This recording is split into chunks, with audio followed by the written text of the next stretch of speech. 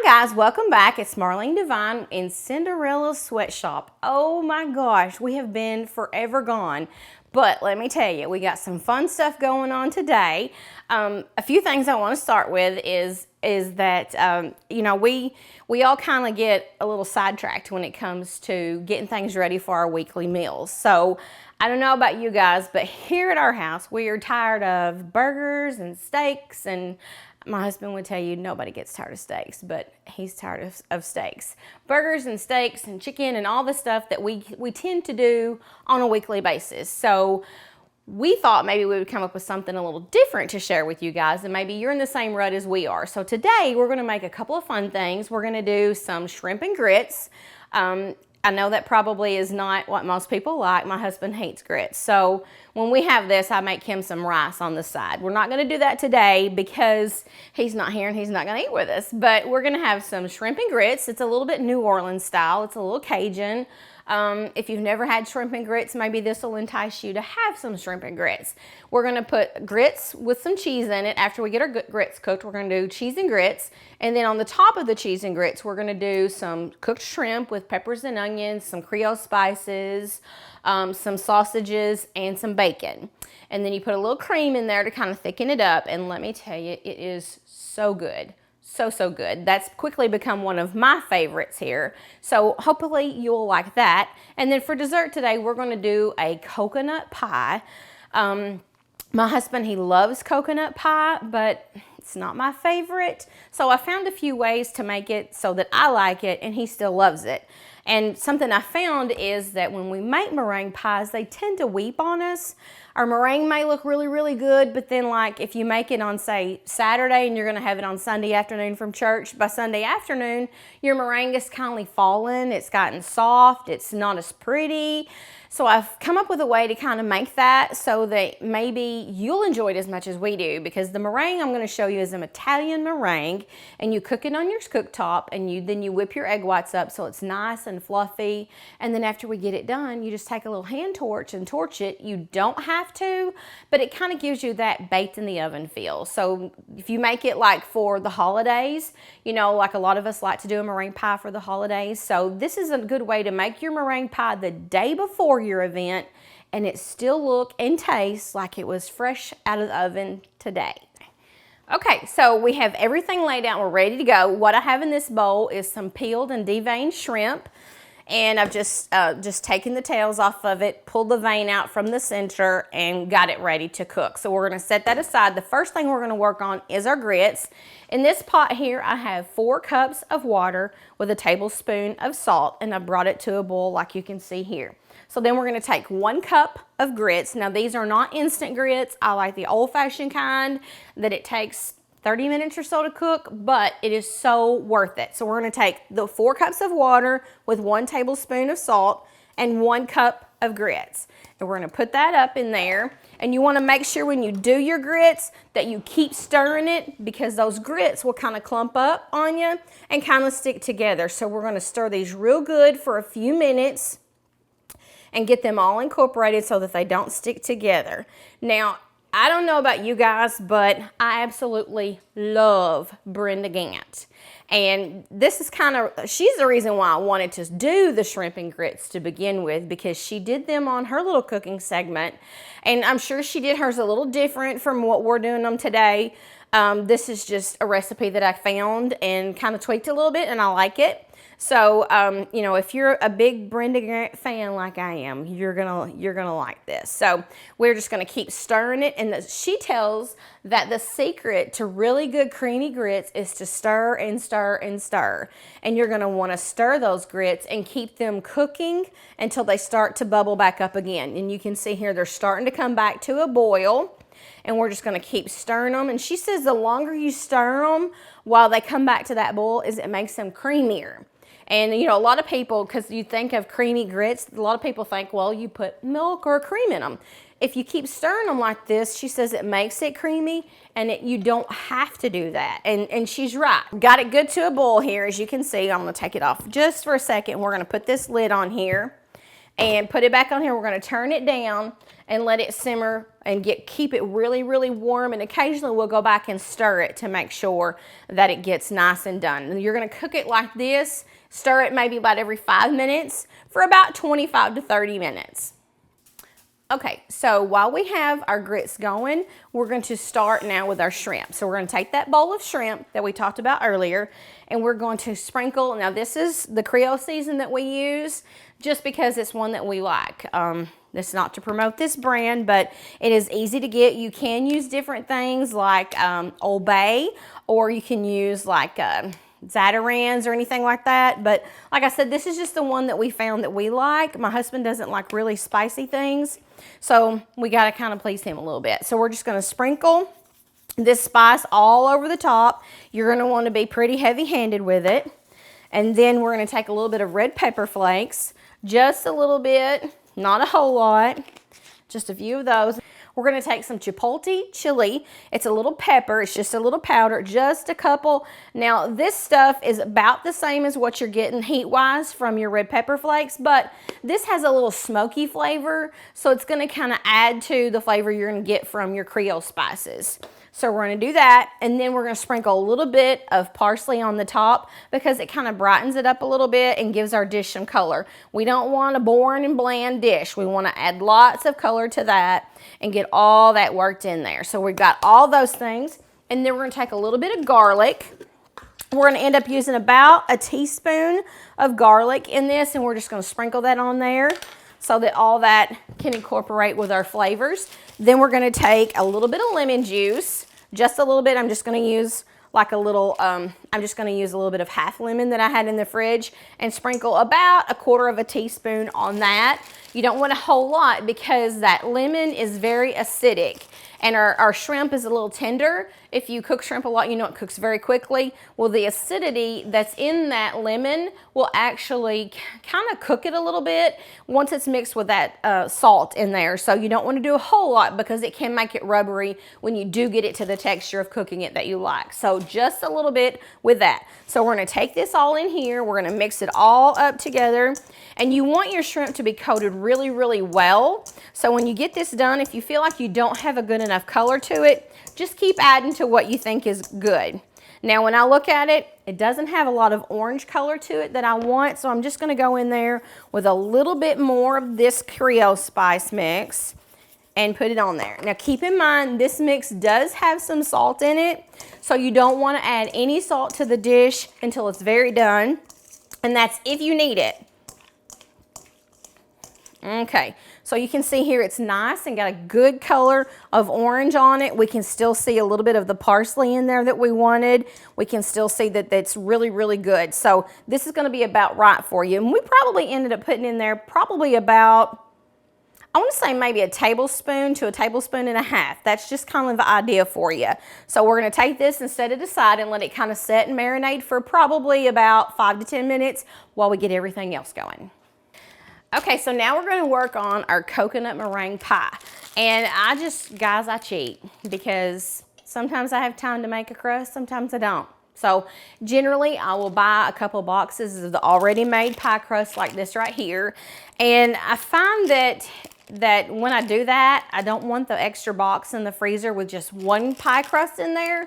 Well, I've made a few mistakes in my life, and that's one thing I've made a mistake on, is to throw that box away and I forget what temperature to cook it on. Who remembers that stuff? Because I don't. I've slept since then. So I found a little trick that helps me. So today I'm going to show you a few tricks of the trade. And today this is one trick of the trade that you're going to want to do. I take a marker and I put on the outside of my package of my extra crust that I'm not going to use the temperature that it's cooked on, which is 450. And that has saved me a tons of headache, because when you put this pie crust into your dish, you don't want to put spray it with Pam or butter or anything, because your crust already has the oil in it. If you put that on there and you put it into your pie pan, it's going to cause it to slide down the sides. We've all had that to happen. It's okay. It is just fine. Is it pretty? No, it's not, but it's going to taste good. So another trick that I found is that I tend to want to put my pie crust towards the inside of my pan, and that doesn't have anything to hold on to. You know, can you imagine if you're falling off the side of a building, you have to hold on to the side of the building to stay up? Well, your pie crust is the same way in your pan. It needs something around this little edge here of the pan to kind of hold on to. So we're going to take our pie crust and we're going to put it in our pie pan, and I'm going to show you how to leave it a little bit over the edge so it has something to hang on to. Now you want to make sure and get your pie crust out of the refrigerator early enough so that it has time to be soft and pliable.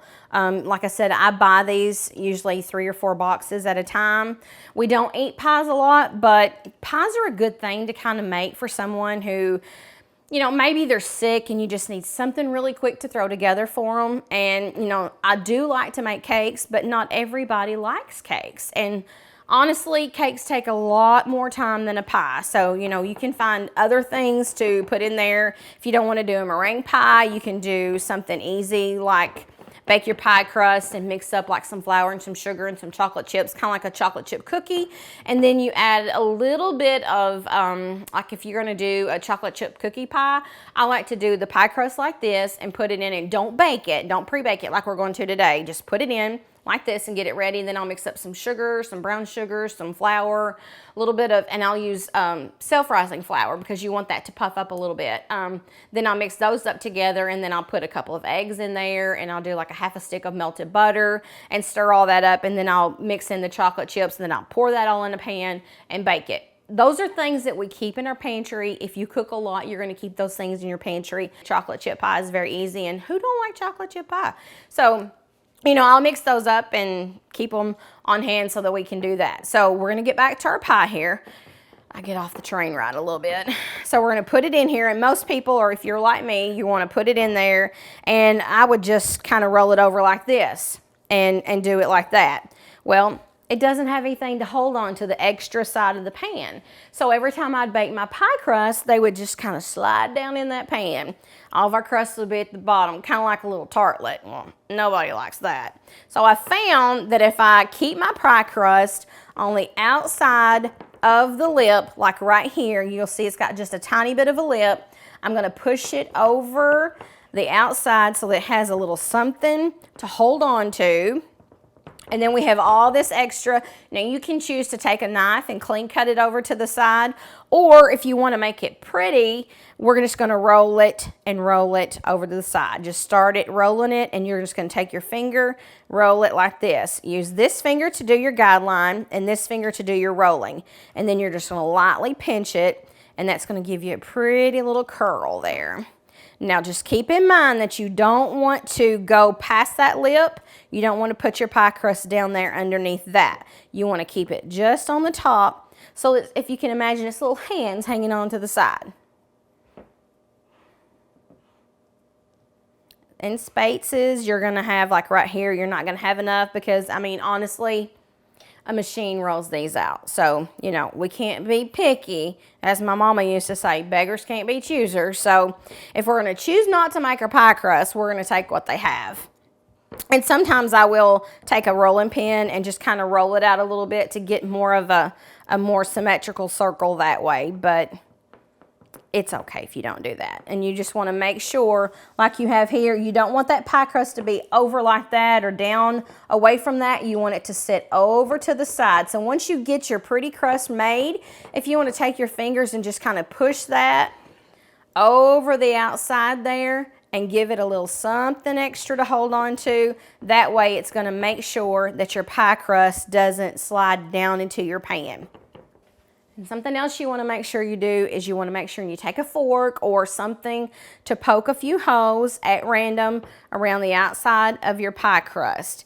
Now, you want to make sure and go all the way through that pie crust. Something else I found is that sometimes when I do this, my custard and my filling, if it's a little loose or a little thin, it will make my crust soggy. So just make sure, and you want to make sure you go all the way through, but you want to make sure that you get your filling made ahead of time.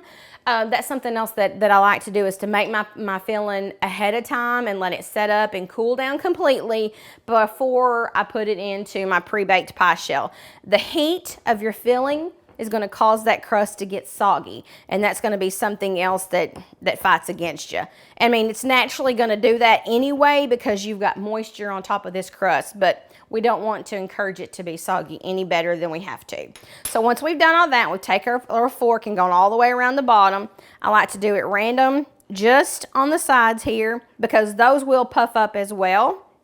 Not as bad as the bottom part, but it will puff up. So we've got our little hose poked in there. We're gonna pop this in the preheated oven at 450. We're gonna let it bake for about 7 minutes, and we're gonna come back and take that out when it's done. Another little tip I wanna share with you is anytime you make a bread in your oven, whether it's biscuits or a pie crust or a cake or a cobbler. Something else I do that I always keep in my oven is I keep a little dish, an oven safe dish in the bottom of my oven, and I try to keep a little bit of water in there. I try to keep a little bit of water in there, and you're just going to take your little cup here and pour in a little bit of water, about a cup or so to keep in there. And you just leave that in there at all times. It's not gonna hurt anything with your oven. It's not gonna hurt anything with your cooking. What it is gonna do is it's gonna make a little bit of a steam, and that's gonna help your pie crust, anything that you bake that's got like bread in it or as a pastry. Like I said, pie crust, biscuits, cakes, anything like that that's got the bread product in it, it's gonna make it cook better, it's gonna make it level better, and it's just gonna make everything really, really good. Now, when I bake cakes, I always keep a pan like that in my oven, and I also use, they're called baking belts. You may not have heard of those before. I thought at first, that is just a bunch more work for me to have to do. But I bought a couple just thinking, I'll see what it does. Oh my gosh, it is a game changer. These baking belts are a little bit of fabric that's got like a heat resistant on it, and it's shaped like a belt. It's really long, and you take a T-pin, and you'll take that belt and you get it wet with water. You wring that water out really good. You don't want to wring it. You just kind of squeeze it so it's got the little bit of water in there. Wrap that baking belt around your pan, your cake pan, and then you secured it with a pin. Now what that does is it works with the steam that you're gonna create from your dish in here, and it's gonna keep your cakes from doming. If you ever baked a cake and you get it out and it's just perfect, but in the middle of it, it's got like a little heel, a little dome, well, then when you have to cut that off to level it, you feel like you've wasted a third of your cake. And you know what? You have. You've wasted it because it's cut off. If you don't cut it off, it's not gonna set level. So by doing the baking belts along with the steam pan in there, you're gonna bake a more level cake. It's gonna bake better. It's gonna bake more consistent, and it's also going to keep it from being really, really brown around the outside of your cake pan. You know, when you make a white cake or a yellow cake, you don't want to see that real thick edge that's dark and brown. It's not burnt, it's just done. So by cooking it with a belt and the steam bath in the bottom, it's going to make your cake cook level. It's going to make it cook even in color and even in temperature. And you want to make sure you cook those cakes a little bit longer at a little bit lower temperature. If your recipe calls for, say, 350, which is common for a cake, we're going to turn that down from 350 to 325. And we're going to cook with a baking belt. We're going to cook with a steam bath. That's going to make it longer. Because you turn the temperature down, you're going to want to bake it a little longer. So if you would normally do 350 for 20 minutes, we're going to cut that temperature back from 350 to 325. Add the baking belt, add the steam pan, and we're gonna bake it for, so if we normally would do 20 minutes, you might go 25 to 27 minutes because you put that temperature back down. It's worth it. It does take longer, but it's worth it in the end because your cake's gonna be nice and colored at a really pretty color. It's gonna be nice and level, so you're not gonna have to cut anything extra off. If you do, it's gonna be very little, and you're not wasting it. You know, if you have to cut it off, you're gonna make the choice to either eat it, which I do when I have to, or make something out of it like cake pops or cake balls. And those are good too, but that's just something else you gotta deal with. You know, something else you gotta do because you don't wanna throw it away. You don't wanna waste. There's no waste with this. It's something else you wanna do too. So we're gonna bake it in the oven for about 7 minutes. We're gonna come back and see what it looks like then and just go from there. Some ovens will require you to bake it longer. Some ovens we're going to require you to bake it shorter. Now, we did not turn the oven temperature down on our pie crust because we have to keep that cooking hot. Because if you do it low and slow, like the cakes I suggested, then that's going to give that more time for that oil or the Crisco that you've got mixed up in your pie crust to kind of soften. And we want it to cook at the same time that the flour works for the gluten content. We're going to want it work together. So you want them to do just like the recipe says. You don't want to change that. So we're going to come back and check on that in just a few minutes. Okay, so now we're going to start on our coconut pie. So we're going to take a pan like this. You want to make sure it's heavy. And this is just an old pressure cooking pan. It was my mama's and it's ugly. I'm not going to pressure cook, but it has a lot of sentimental value to me. So I'm going to cook it in that because it's never failed me. It's never stuck. It's never done anything like that. So this is my go-to pan. So in that, we're going to add 2 cups of sugar, along with a 1/4 cup of flour. Now I use plain flour because we don't need for the puffiness in that. And you know, a lot of people says, well, it doesn't really matter. Well, it does matter to me, and you can't really tell a whole lot of difference, but there is a little bit of difference there. To our flour, to our sugar, we're gonna mix 1 heaping tablespoon of cornstarch. Now that's going to help your filling to thicken up. You can choose to use the flour on its own, and you'd want to up that just a little bit. But I find that the cornstarch mixed with the flour gives it a better texture.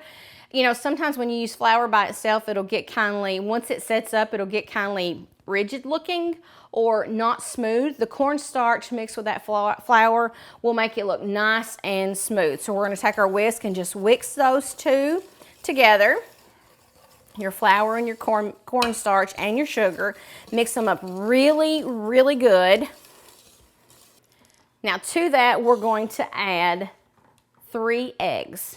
And another little trick I'm going to share with you about the eggs is how I have learned to separate them, because I always would either get the shell in there or I would somehow break the yolk. And you can't break the yolk when you do your filling. So I always take my eggshell and break it open like this.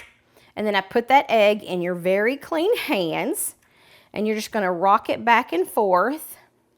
And you're going to get all of that egg white off of there. And once you get all that egg white off of there, we're going to take this egg yolk and we're going to put it in a bowl aside.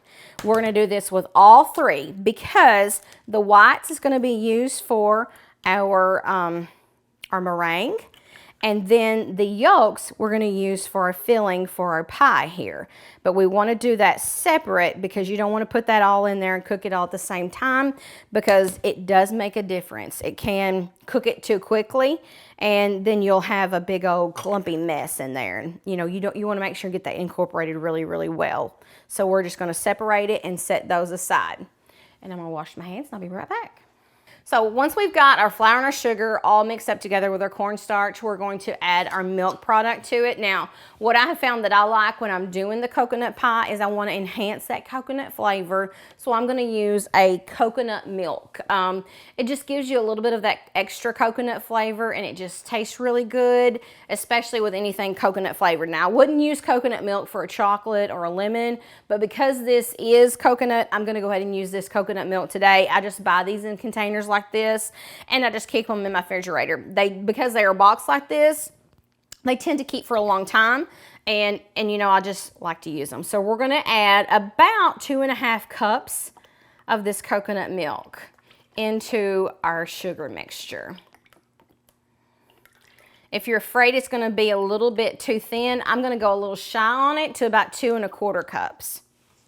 Because, you know, you can always make it a little bit thinner if you have to, but it's kind of hard to make it thicker once you've got it started.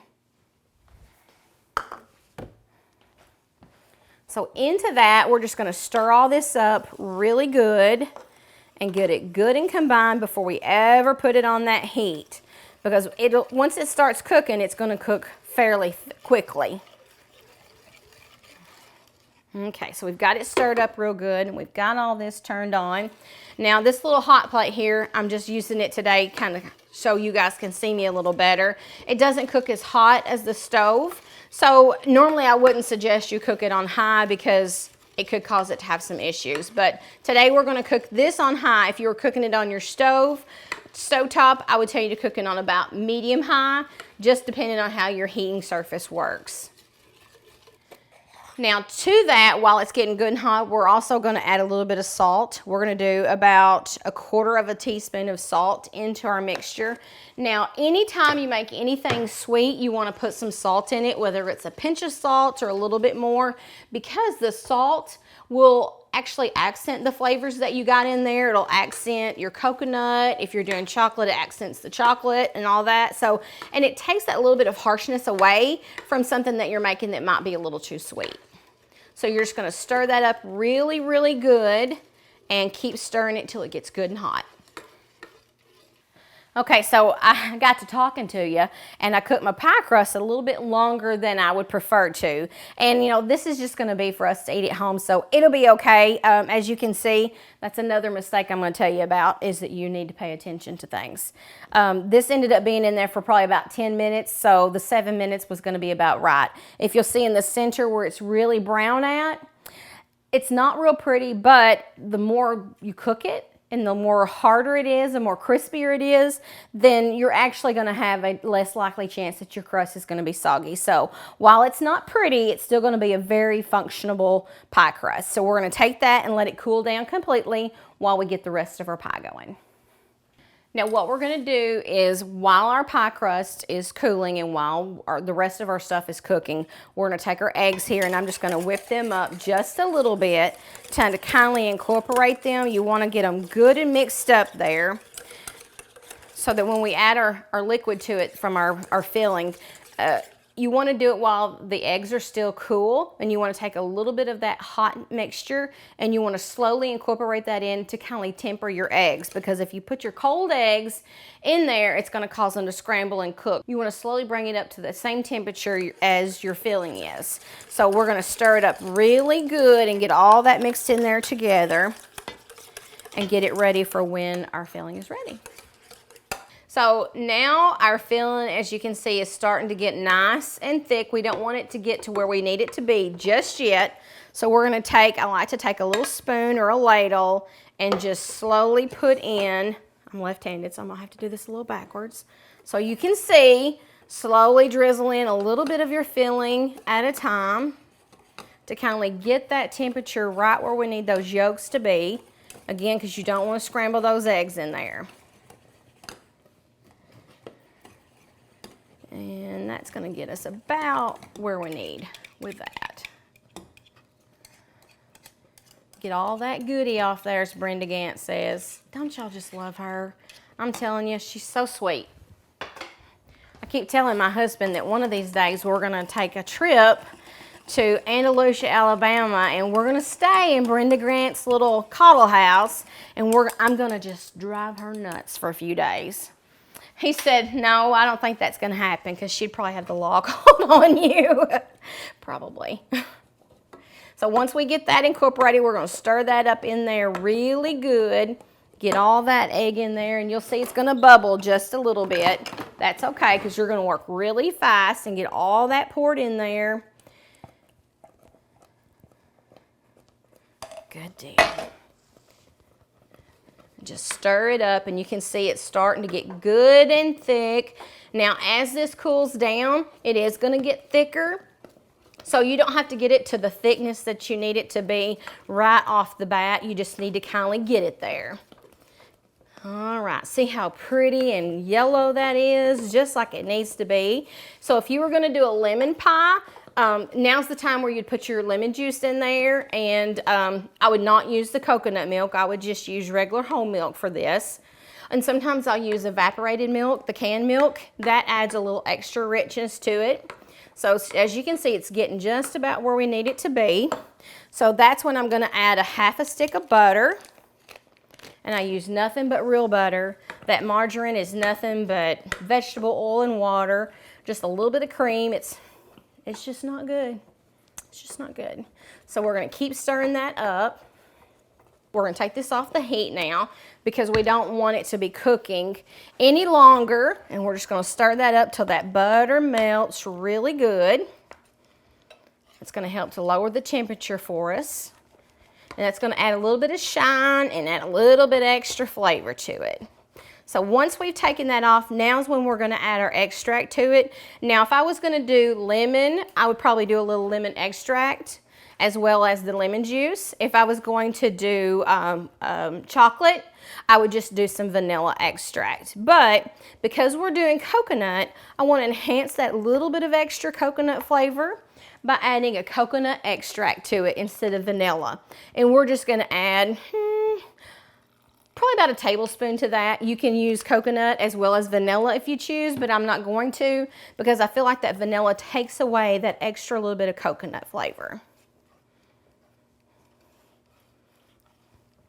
And it smells so good. It smells like suntan lotion. Okay, so now we're gonna add our coconut to it. A lot of people will use just the bag shredded coconut. I don't use that because I don't like that texture of the coconut. It's a little stringy for me. So I like these fresh coconut packages that I buy. They're fresh coconut and it's frozen.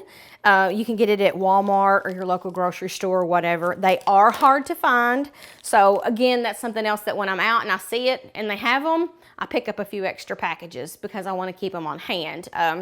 Generally, I'll pick them up in packs of 3 or I'll do packs of 4 because the coconut cake I make calls for 3 packs and the pie calls for 1. So if I get 4, then I know I'm going to have enough to do an extra recipe. So you're going to want this to thaw out completely and you'll just take it and you're going to dump it, the whole package, into your filling here. Now, because that is thawed and it is cool, it's going to help to cool down that temperature of this so that it gets just where we want it to be.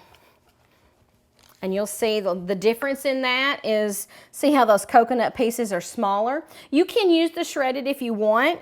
I just prefer this because it's just so much easier.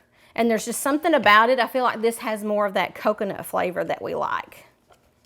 So we're just gonna stir that up real good.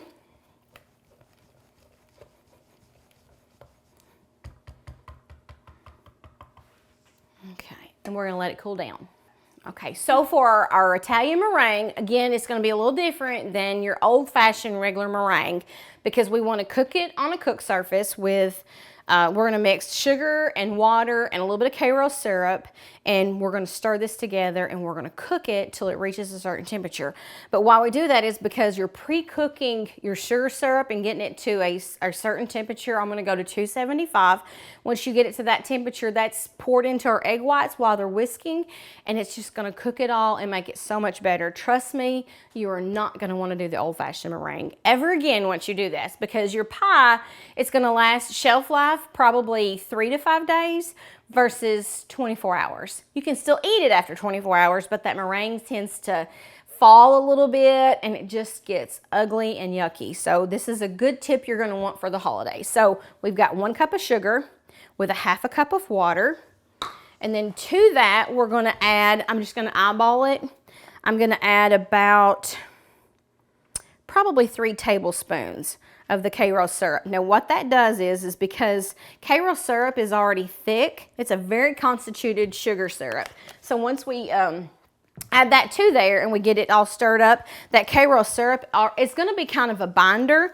Even though you've already got the same thing in the sugar and the water, that's just gonna give it a little extra binder and cause that to set up really good for you. So you're gonna stir that all up real good and get everything stirred up. Anytime I cook with sugar, I like to get it stirred up real good because you don't want to put this hot pan on your eye, because if your eye's hot, sometimes that will cause that sugar to stick a little bit and cook before the moisture hits it. So we're gonna get it stirred up really good, and we're gonna put it on this little burner here, and we're gonna keep stirring it until we get that sugar dissolved. You wanna make sure and take your whisk and go around the edges really good. You don't wanna leave that sugar on there.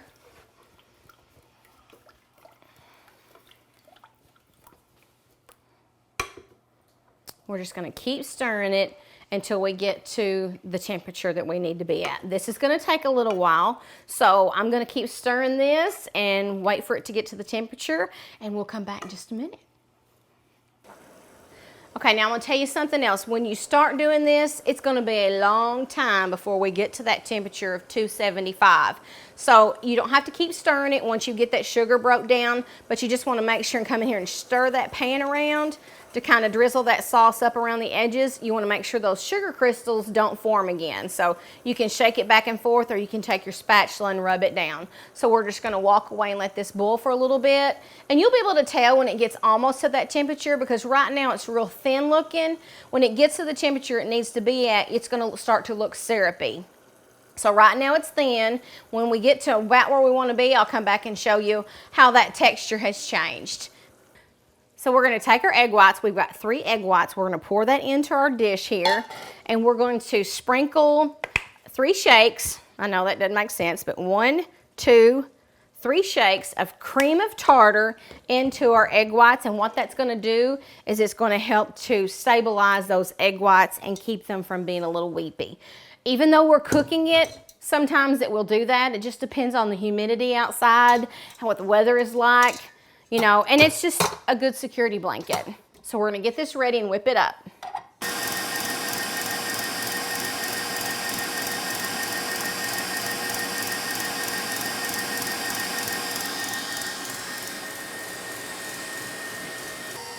Okay, so now we've got our egg whites in here, and we've whipped them up, and you'll see they're nice and fluffy. I'm going to pull this down and let you see we're right at a stiff peak.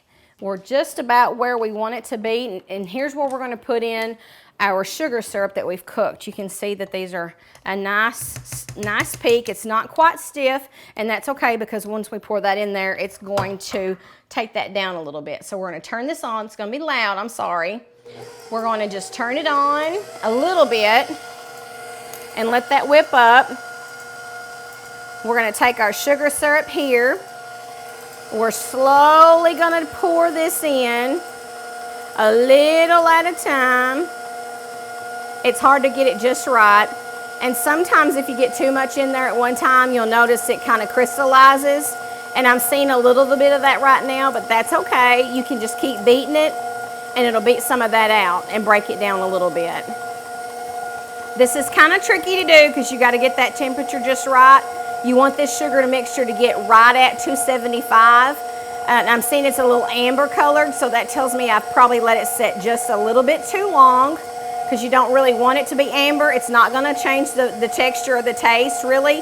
If anything, it's going to make it taste a little bit better, other than the fact that you've gone past that stage, and you'll have a little crystal chunk in there sometimes if you don't whip it really good.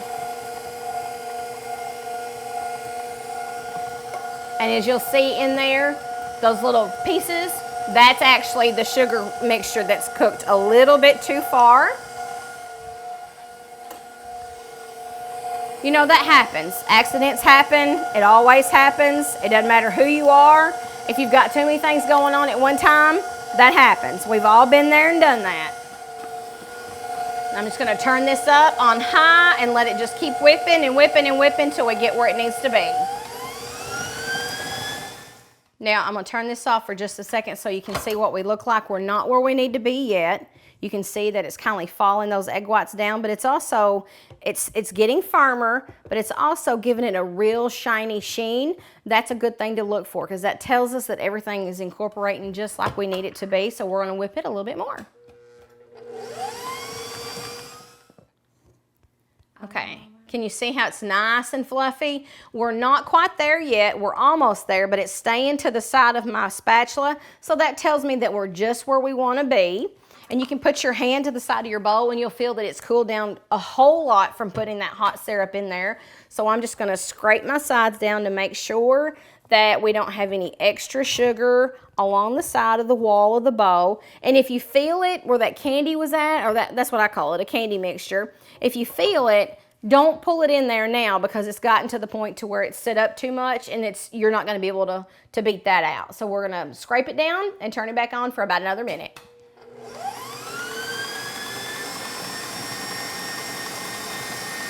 Okay, we are just where we want to be with our Italian meringue. So when you take your beater out, see how that just sticks and it just looks like little pieces of cloud. And if you look real close, you'll see there's a chunk or two in there. That's where we got that sugar mixture just a little bit too hot. Again, that's okay. It's not gonna be crunchy. It's just gonna be a little chunky. You really won't be able to tell it. Now that our pie crust has cooled down and our coconut filling has started to cool down too, it's still a little warm, but it's not bad. You'll see it's gonna be thick. Now right now it's not that cutting consistency that we want because it'll still run a little bit. It will thicken up over time as it cools down. And that's not anything to worry about. We're just gonna pour all of this into our pan here. And you'll see that's just the right amount.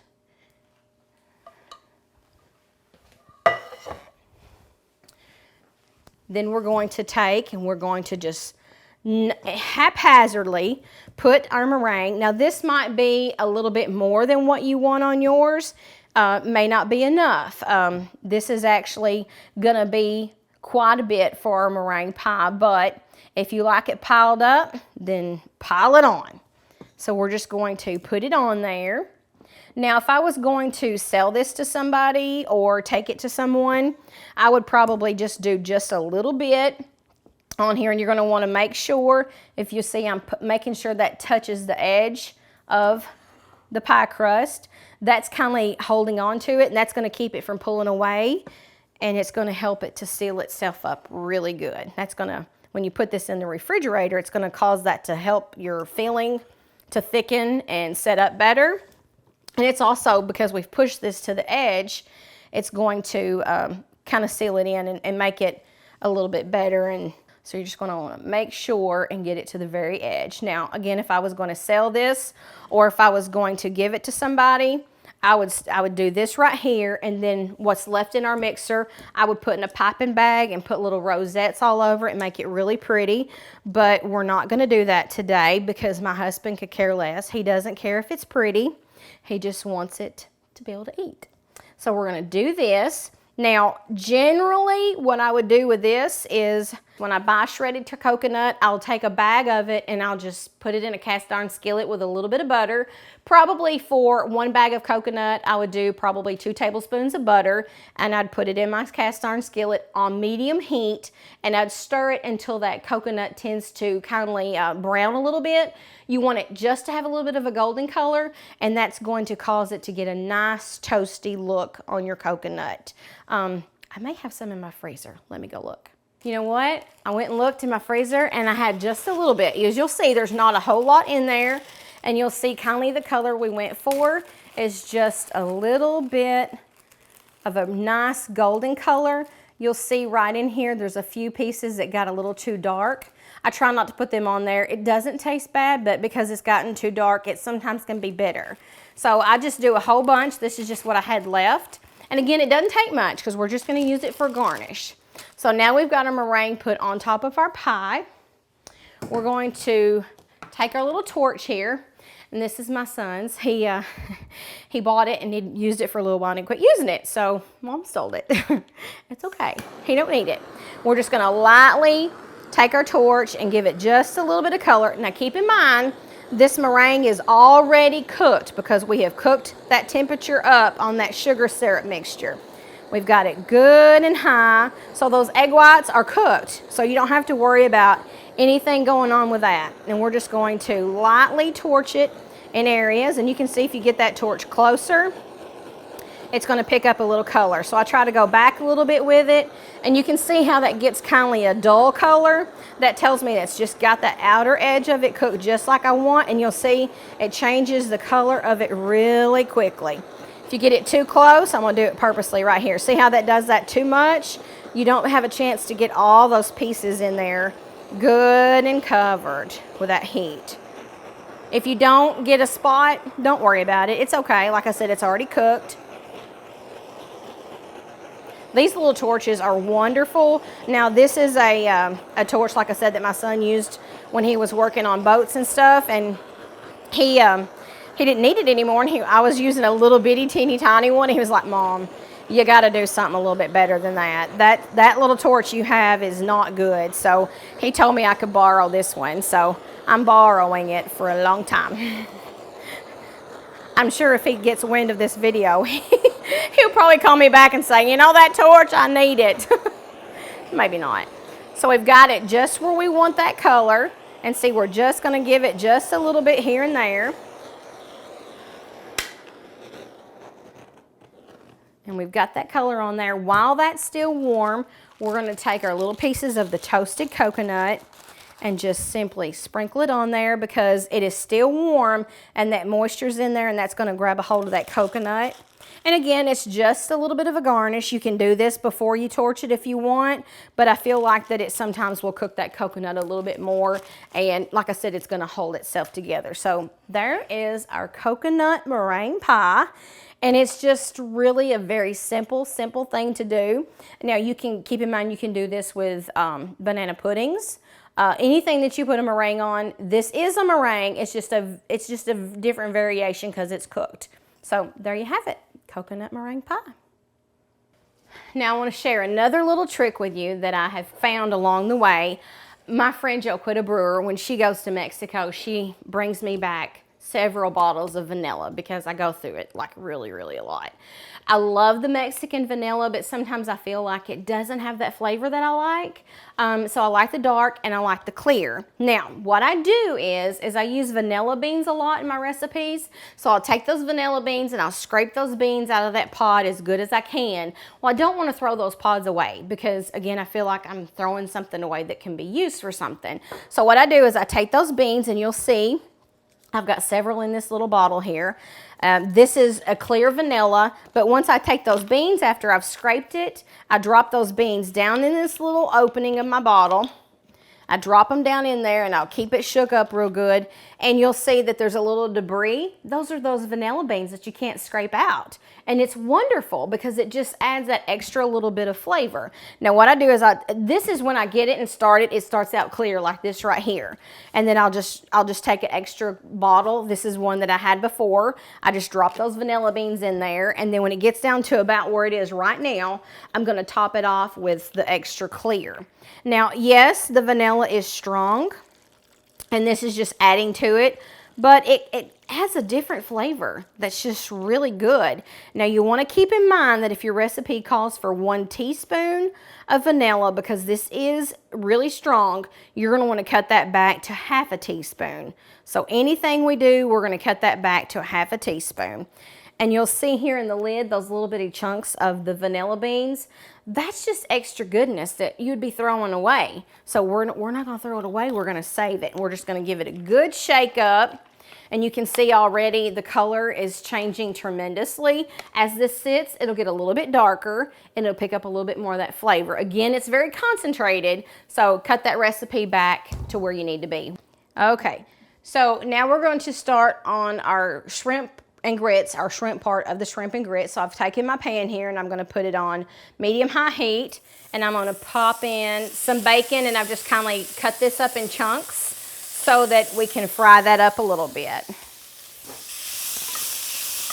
We just want to fry that bacon up so that it gets just good and crisp.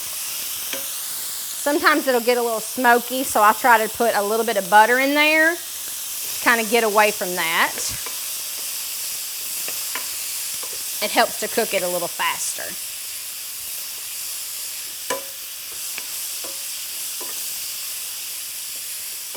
And you'll see that's going to cook really quickly because we've cut that bacon up. And when you get to about right here, that's when I'm going to add, this is 1 small onion and 1/2 of a red pepper and 1/2 of a yellow pepper. You can use green pepper if you want along with that. We don't really care that much for the green pepper, so I just try to do the red pepper and the yellow. We're going to stir this up and get that incorporated in there.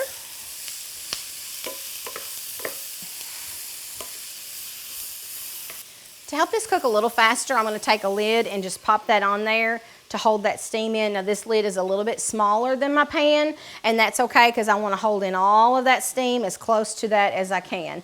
And you'll see it's starting to form some steam right there. We're just going to be able to watch it from the glass to make sure it doesn't get too done. I want to share something else with you I forgot to tell you a while ago.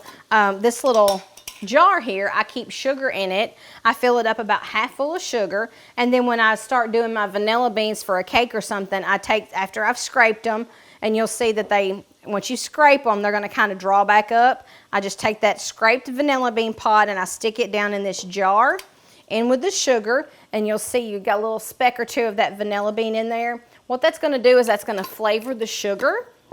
I like to use this on, and it'll clump together, so you'll need to shake it up or take something and kind of break it apart. I like to use that on cookies when I make sugar cookies, because this tastes so good on top of that sugar cookie. It gives you that little extra bit of vanilla.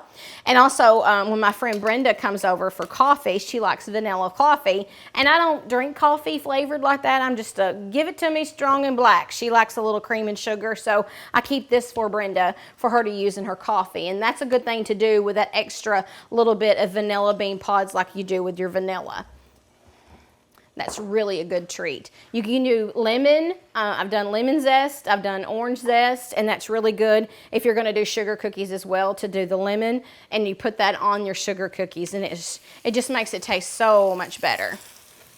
So you'll see this is starting to cook down a little bit. Those onions are starting to get a little translucent, which is where we want it. So now we're going to go in here and we're going to add to that 1 teaspoon of minced garlic. We're going to stir that up in there. And then we're going to add a little bit of Polish sausages. We've just cut that up. It's about a half of one of those little tubular things, and put that in there because we are going to have shrimp. We want just a little bit of that sausage, but we don't want to overpower it. Now, you don't have to add the sausage in there. But, you know, if you've been to the grocery store lately, guys, I'm telling you, meats have gone up. And one thing that's not gone up, believe it or not, is the cost of shrimp and fish. So in the winter, when prices go up, this might be a dish that you're going to want to cook. Who'd have thought shrimp would be something that the poor person could eat? But according to everything else, you know, beef has gone up tremendously, pork, chicken. I haven't noticed that much on seafood, so who knows? Maybe it won't go up. But we're just going to add that to it and stir it up. Again, your sausages are already cooked. We just want to add a little bit of color to that.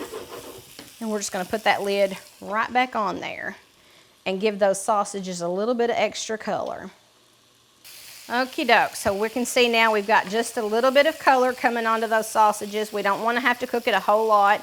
You'll see they'll start to curl a little bit like that. It starts to lose its shape. That tells you that it's just where it needs to be. So we've got that done. Now we're going to add our shrimp to it. And you'll see it's got all that flavor has picked up in there. We still got that pinkiness and the grayiness to that shrimp. So that tells me that little bit of lemon juice was not too much. We're just going to pour that in. We're going to stir it up and cook it until that shrimp is nice and pink.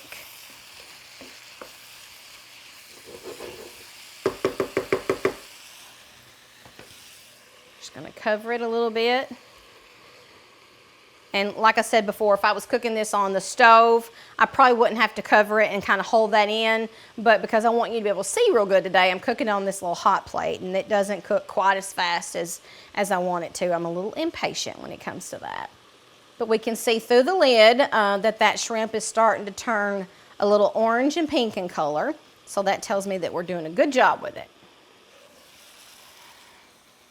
As you can see, it has already started to change color. I just want to stir it up and make sure that every one of those pieces gets good and cooked.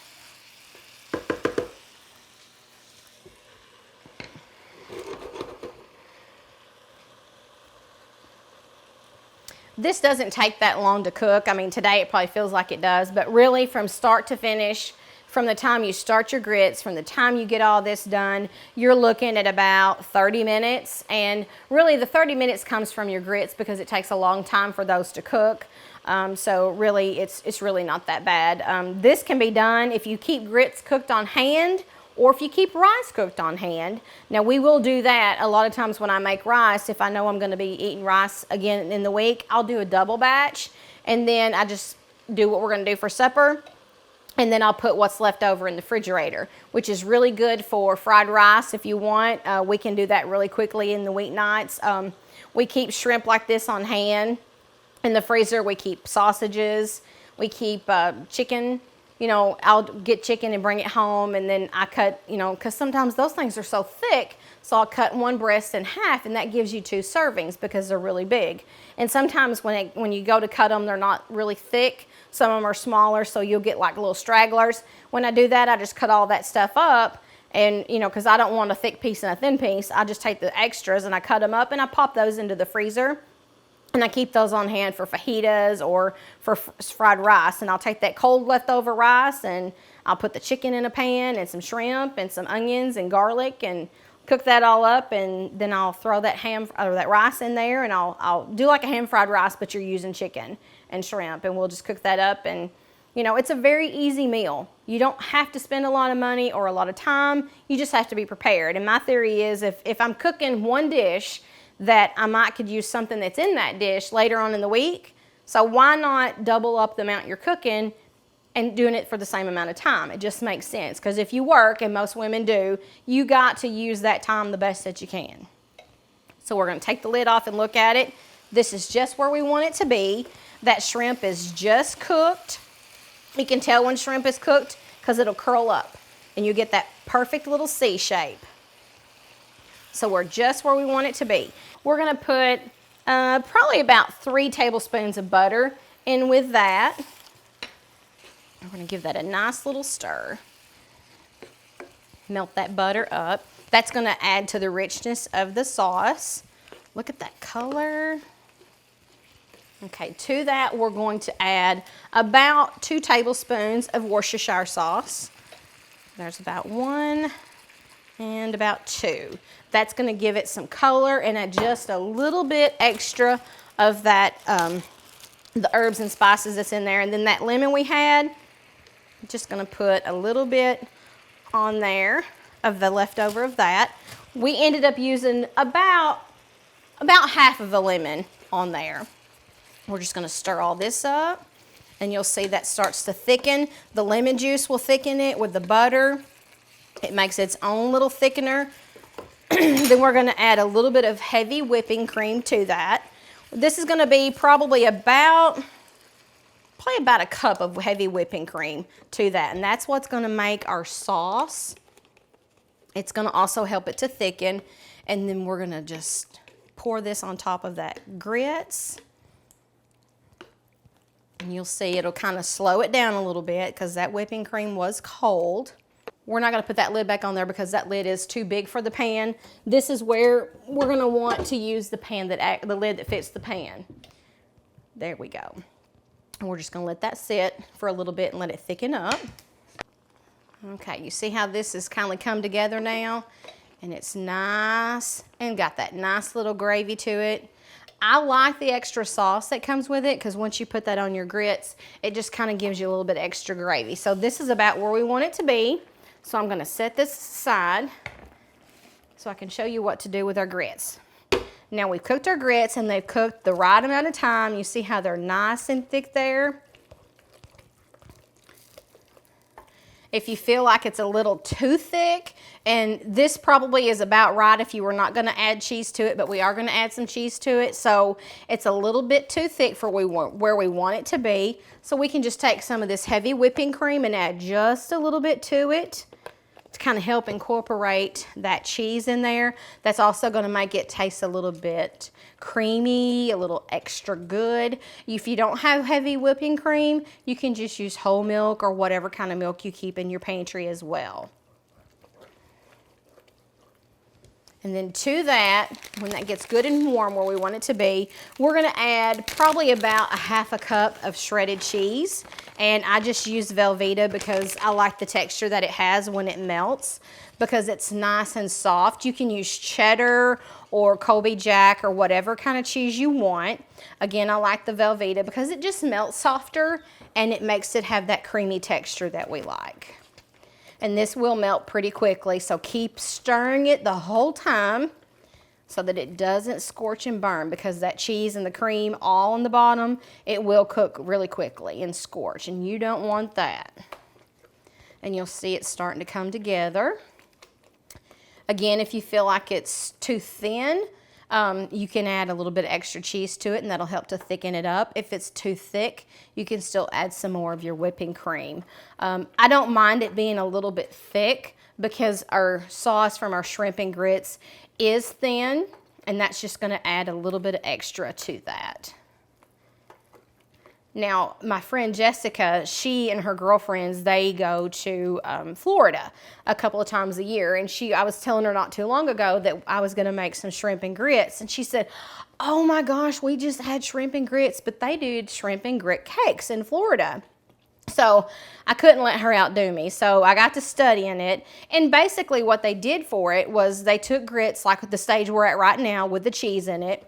Once it set up and got kind of cool, to touch, then they add an egg, some chopped onions, and a little bit of garlic, and you stir all this up into the pan like this right here. And like right now we're going to serve it, we would not add, of course, we're not adding the other stuff to it, but if you're going to do the shrimp cakes, the grit cakes, you would take that with the eggs and the onions and the garlic, and you'd stir it up and you put it on a cookie sheet, and then you're going to pop that in the refrigerator till it sets up, usually overnight or 4 or 5 hours.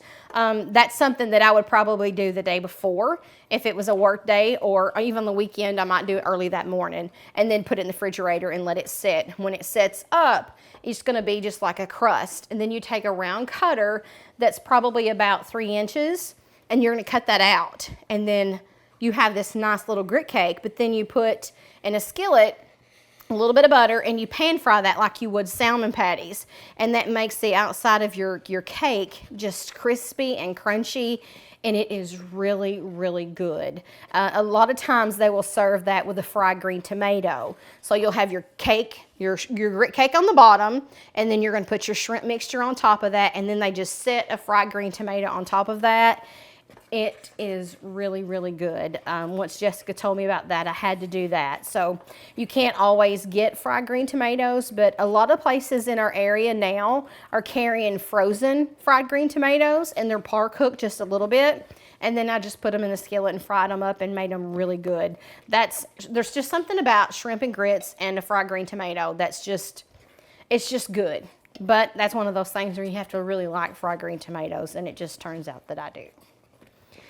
So we're about the texture we want. You'll see that grit is nice and thick. We got the color from that cheese in there. This is just where we want it to be. You'll see a little speck or two of that cheese still in there. That is perfectly fine. So we are ready to plate this up so you can see what this is going to look like. Now what I like to do before I serve it is, put a little bit of parsley in there. And that's a little bit more than I wanted to put in there, but that's okay. Once you stir that up, see how that just adds the color? Parsley doesn't have a lot of flavor to it. It does have a little bit of a lemon texture to it, a lemon taste to it. So that kind of complements everything we put in there. And see, I thought it was going to be too much, but it's not. It's just about right. It just makes it look better. It's all about the presentation, right? We're just going to take a little bit of our grits and put it at the bottom of our plate. And I'm just going to do a little bit today to kind of show you how we present it. Then we're just going to take, and you're going to want to pick up a little of everything, a little bit of your shrimp, a little bit of your bacon, and a little bit of your sausage, and get some of that gravy and pour it on top.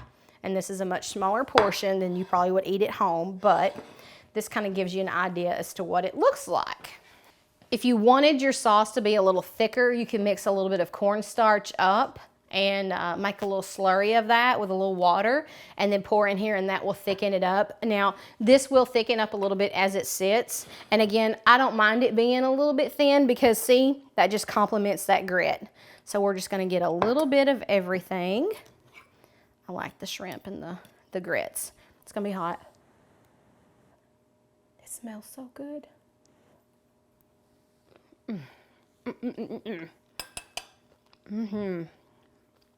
It's just right. The cheese is not overpowering for anything. It's just the right amount of lemon, the Creole spices, and the onions. It's really, really good, guys. You could do this with shrimp and grits. You could do it with the sausages or without the sausages. I think you could do it with anything. Even if you just did steak pieces or chicken, you could just kind of switch out your protein and do it that way. So there you have it. We've had a good day in the kitchen. We've cooked, we've talked. Gosh, I've missed y'all.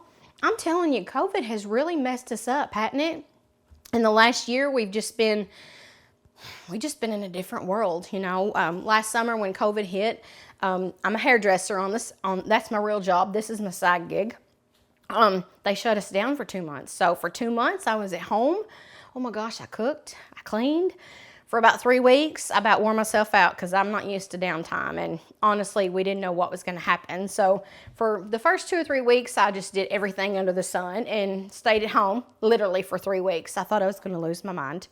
But if that's done anything, it's probably taught me that life will pass you by if you don't catch it every now and then. And maybe that was God's way of saying, Marlene, you need to catch your life a little bit, because we aren't promised tomorrow, people. And recently a friend of mine died, and that kind of shows you, you know, he was 46 years old and he died of COVID, and he was living life to the fullest. And we are so happy that he got to do that. But it kind of taught me that if you don't step back every now and then, do something fun, do what you enjoy, you're never going to have fun. You know, they always say, if you love what you do, you'll never work a day in your life. And I love what I do.